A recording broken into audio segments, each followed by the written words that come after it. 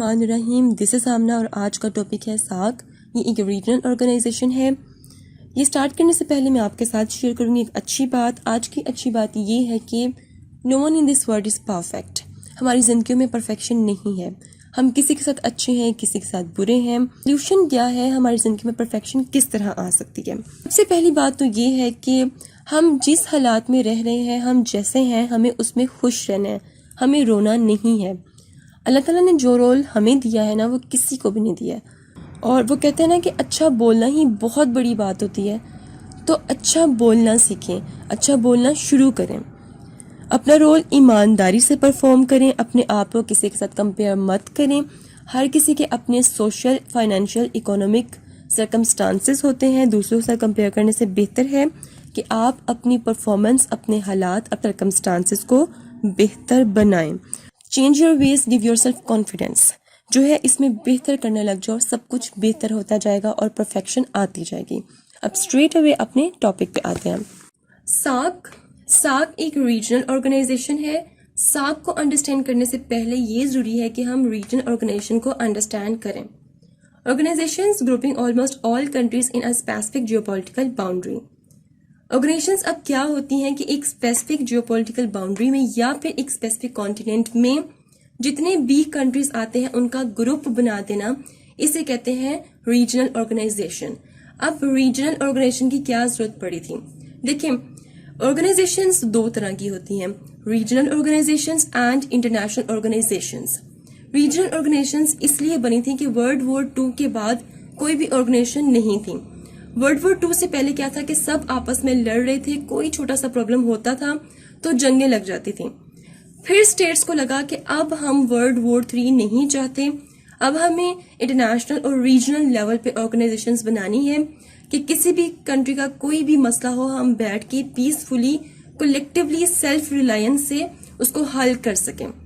تو آرگنائزیشنز بنانے کا مقصد کیا تھا؟ Organizations establish to foster cooperation, economic and political integration, peace and international security.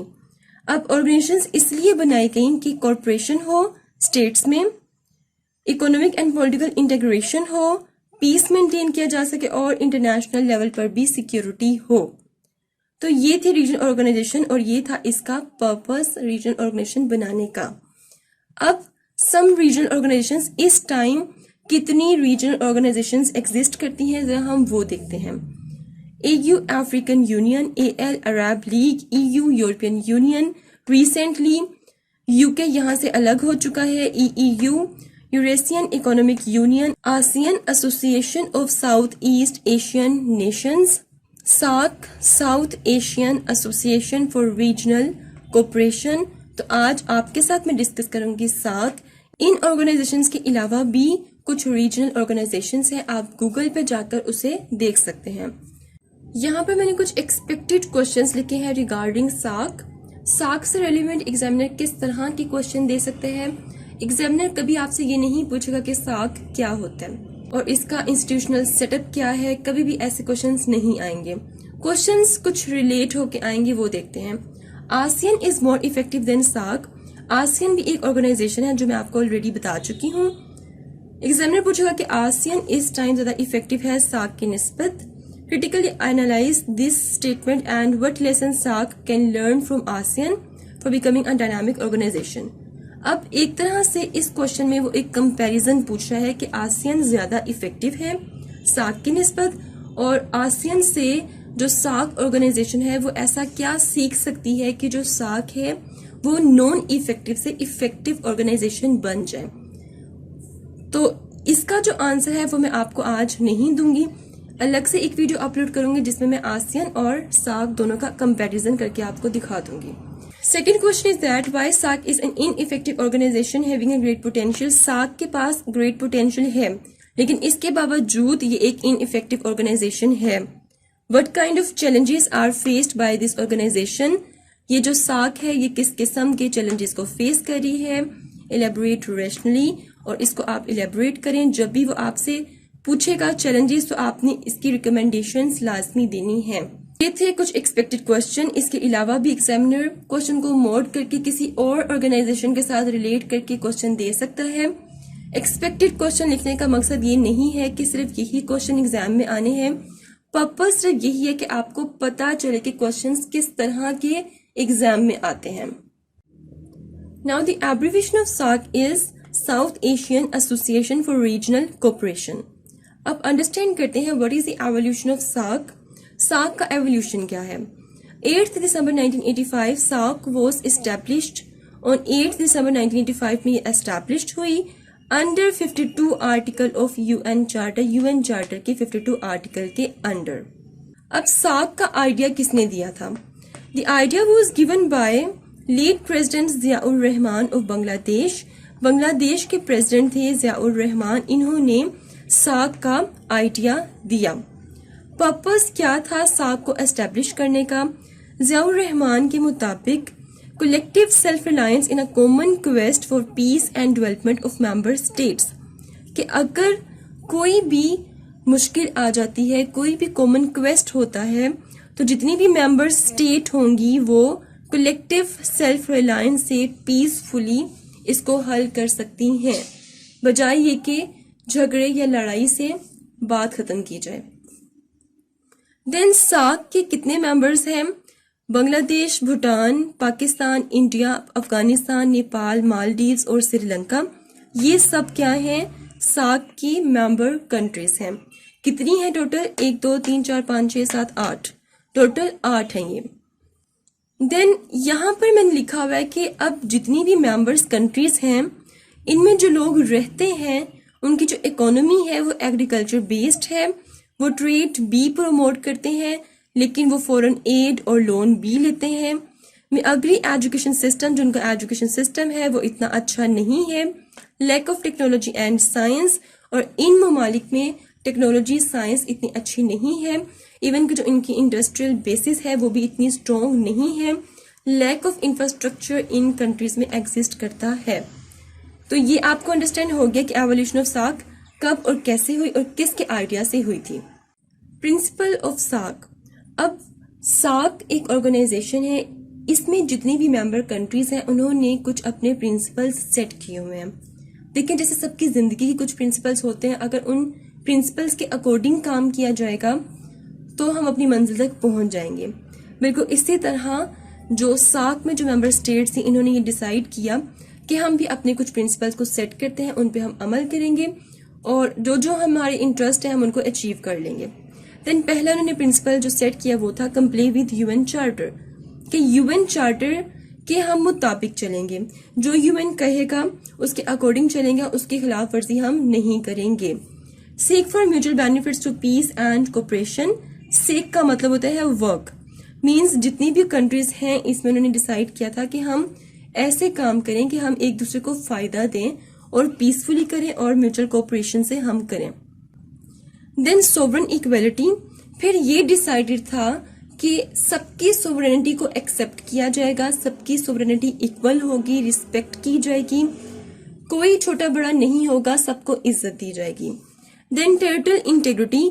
اور ٹیریٹریل انٹیگریٹی سب کے پاس ہوگی, جس کے پاس جتنا سا ایریا ہے اس کو کنسیڈر کیا جائے گا, وہاں پہ انٹرفیئرنس نہیں کی جائے گی. Non interference in internal affairs of member state. اور جتنی بھی ممبر اسٹیٹ ہیں SAARC کنٹریز کی, ان کے چاہے انٹرنل جتنے مرضی مسئلے ہوں اس میں انٹرفیئر نہیں کرنا کسی دوسری اسٹیٹ نے. یہ سب ڈیسائیڈڈ تھا, لیکن انفارچونیٹلی ایسا کچھ بھی نہیں ہو رہا, اس لیے آج SAARC آرگنائزیشن ایک ناکام آرگنائزیشن مانی جاتی ہے. دین انسٹیٹیوشنل سیٹ اپ. اب SAARC کا انسٹیٹیوشنل سیٹ اپ کس طرح کا ہے, کیسے میٹنگز ہوتی ہیں, کیسے منسٹرز ملتے ہیں, یہ ہم سب دیکھتے ہیں. دس سمٹ سب سے پہلے ہائی لیول کی ایک سمٹ ہوتی ہے جس میں جتنی بھی ممبر اسٹیٹس ہیں ان سب کے ہیڈ اینولی ایک دفعہ ملتے ہیں, سال میں ایک دفعہ ملتے ہیں اور جو بھی ضروری باتیں ہوتی ہیں کرتے ہیں. دین دی کاؤنسل آف منسٹرز. یہاں پہ کیا ہوتا ہے کہ کاؤنسل کا میننگ ہوتا ہے group of people.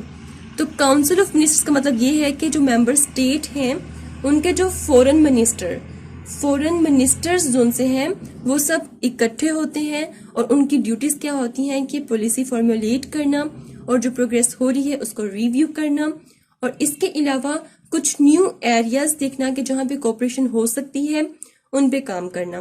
Then the standing committee, یہاں پہ کیا ہوتا ہے کہ جو تمام جو ممبر اسٹیٹ ہیں ان کے جو فورن سیکرٹریز ہوتے ہیں وہ سب ملتے ہیں, مل کر جو فائنانس کرائٹیریا ہے وہ سیٹ کرتے ہیں, جو نئے پروجیکٹ پروگرامز ہیں ان پہ بات کرتے ہیں, ان کو فائنلائز کرتے ہیں, اور یہ بھی دیکھتے ہیں کہ اس کے علاوہ کون کون سے ایریاز ہیں جن پہ کوپریشن ہو سکتا ہے. تو اس طرح یہ ساک جو اسٹیٹ ہے یہ کام کر رہی ہے. ریسنٹلی انڈیا نے پاکستان کو میسج کنوے کیا ہے کہ ہم ایک میٹنگ کرتے ہیں کرونا وائرس پہ. اب دیکھتے ہیں اس کے کیا پازیٹیو ایفیکٹس ہوں گے. اب بات کرتے ہیں کہ ساک کی جو ممبر کنٹریز ہیں ان کو کون کون سے چیلنجز کو فیس کرنا پڑ رہا ہے. چیلنجز فار ساک countries. The very first one is creeping development. Creeping means very slow development. جتنی بھی کنٹریز ہیں وہاں پہ ڈیولپمنٹ بہت سلو ہے, کوئی بھی ایسی اسٹیٹ نہیں ہے جو کہ ڈیولپڈ ہو. دین ایڈورس ٹریڈ بیلنس, اور جو ٹریڈ بیلنس ہے وہ بہت انفیوریبل ہے, اتنی اچھی ٹریڈ نہیں ہو رہی جتنی ہونی چاہیے. ایکسپورٹ کم ہے, امپورٹ زیادہ ہے. بہت سے اسٹیٹس ایسی ہیں جن کو ٹریڈ ڈیفیسٹ کو بھی فیس کرنا پڑ رہا ہے. پاورٹی بہت ایکسٹریم قسم کی پاورٹی ہے.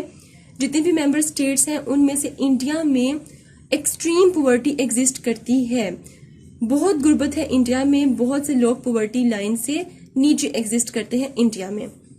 دین ایکسٹریمزم, جہاں پہ پاورٹی ہوتی ہے وہاں پہ ایکسٹریمزم تو ہوتا ہی ہوتا ہے. جب پاورٹی ہوگی, جب بیسک نیڈز پوری نہیں ہوں گی تو لوگ ایکسٹریمزم کی طرف جائیں گے, لوگ کرائم کمٹ کریں گے اپنے بیسک نیڈز کو پورا کرنے کے لیے. دین ٹیررزم بہت زیادہ ہے. الحمدللہ پاکستان نے بہت ایفرٹس کی ہیں ٹیررزم کو کمبیٹ کرنے کے لیے. دین 6 illiteracy, ان ایجوکیٹڈ لوگ بہت زیادہ ایگزسٹ کرتے ہیں. 7 انمپلائمنٹ بہت زیادہ ان اسٹیٹس میں.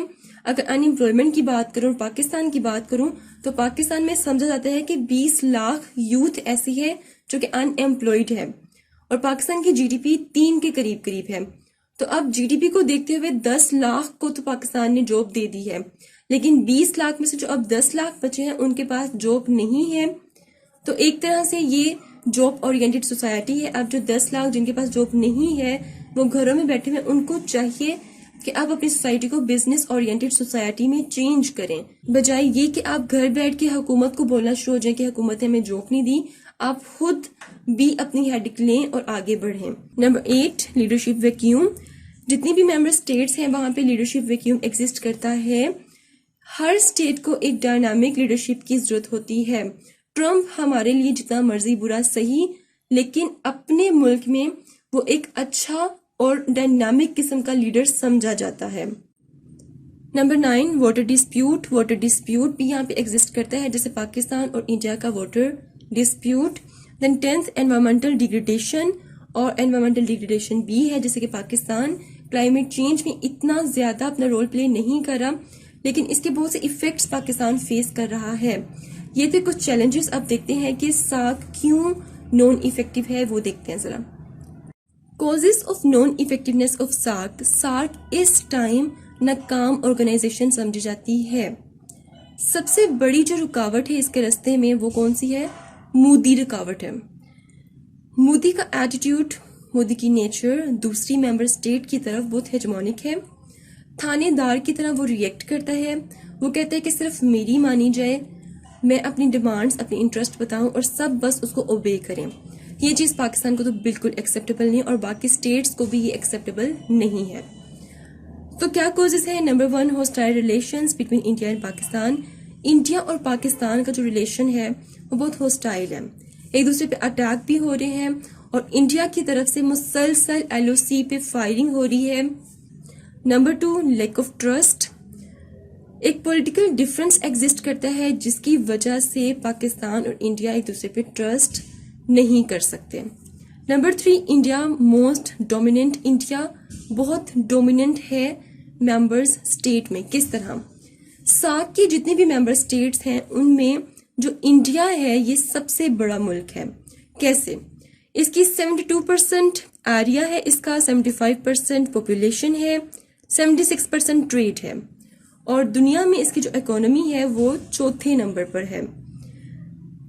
ان بیسس پہ انڈیا کہتا ہے کہ مجھے یہاں پر ڈومیننٹ ہونا چاہیے, مجھے یہاں پہ پریفرنس ملنی چاہیے, لیکن پاکستان کو یہ ایکسیپٹیبل نہیں ہے. تو یہ بھی ایک بیس ہے کہ ان کے حالات ٹھیک نہیں ہو پا رہے ہیں. Then number 4, dictatorship attitude and demand required interest. India کا جو ایٹیٹیوڈ ہے وہ ڈکٹیٹرشپ ہے, جیسے کہ ہٹلر کا ایٹیٹیوڈ ڈکٹیٹرشپ کو فالو کرا تھا, بالکل اس کا بھی ایسے ہی ہے. اینڈ ڈیمانڈ ریکوائرڈ انٹرسٹ, جبکہ ساک کے پرنسپلس میں کیا تھا کہ میوچل کوپریشن سے کام کرنا ہے اور میوچل بینیفٹس کو مد نظر رکھنا ہے. لیکن انڈیا کا عجیب و غریب پرسپیکٹو ہے یہاں پر. انڈیا کا پرسپیکٹو یہ ہے کہ ڈکٹیٹرشپ کو فالو کیا جائے, میری یہاں پر چلے. انفیکٹ جو انڈیا کے جو لوگ ہیں ان کا بھی یہ پرسپیکٹو ہوتا ہے کہ پاکستان کو تو ہمیشہ کشمیر فیور رہتا ہے, پاکستان یہ ہے, پاکستان وہ ہے.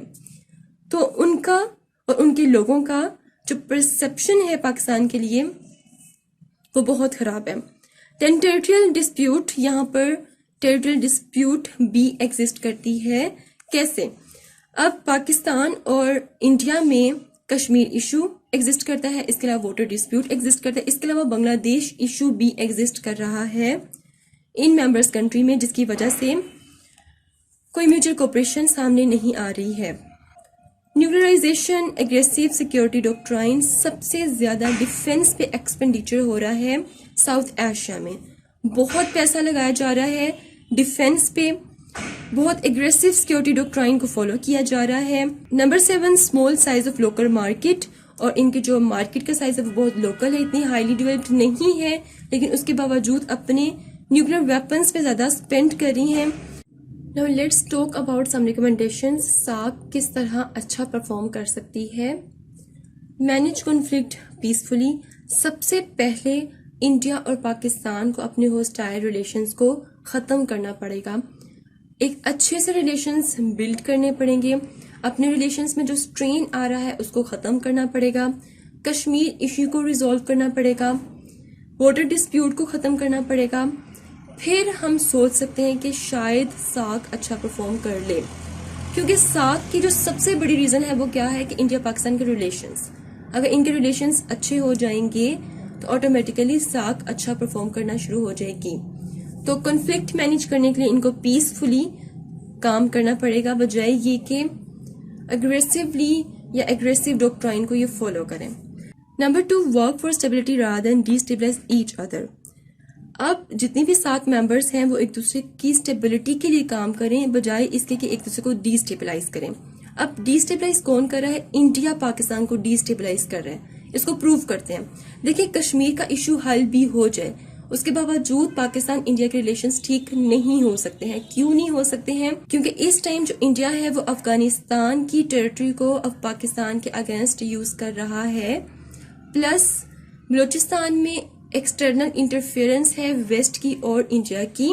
جبکہ ساک کا یہ پرنسپل تھا کہ کوئی بھی اسٹیٹ کسی بھی ممبر اسٹیٹ کے انٹرنل افیئرز میں انٹرفیئرنس نہیں کرے گا, لیکن انڈیا اسٹل کر رہا ہے, پاکستان میں پرابلمس کریٹ کر رہا ہے, اتنے پرابلمس کہ پاکستان اپنے انٹرنل افیئرس میں ہی الجھا ہوا ہے. Then increase the volume of trade, اور اس کے علاوہ ساک ممبرس کنٹریز کو چاہیے کہ اپنی ٹریڈ انکریز کریں. اس ٹائم جو ان کی ریجنل ٹریڈ ہے وہ صرف 5% ہے. اگر ٹریڈ اچھی ہوگی تو اکنامکلی ان کے ریلیشنز اچھے ہوں گے, ایک دوسرے پہ ڈیپینڈ کریں گے, تو ہو سکتا ہے ایسے ڈسپیوٹس نہ ہوں. اور ان شارٹ میں یہ کہوں گی جو سب سے مین مسئلہ ہے وہ یہی ہے کہ پاکستان اور انڈیا کے ریلیشنز جب تک کہ ٹھیک نہیں ہوں گے تب تک ساک صحیح طرح سے پرفارم نہیں کر سکتی ہے. دس از آل اباؤٹ ساک. Hope this will help you a lot, and ملتے ہیں نیکسٹ ہاٹ ایشو کے ساتھ. انٹل دین مجھے اپنی دعا میں یاد رکھیں. اسٹے ٹیون اینڈ اللہ حافظ.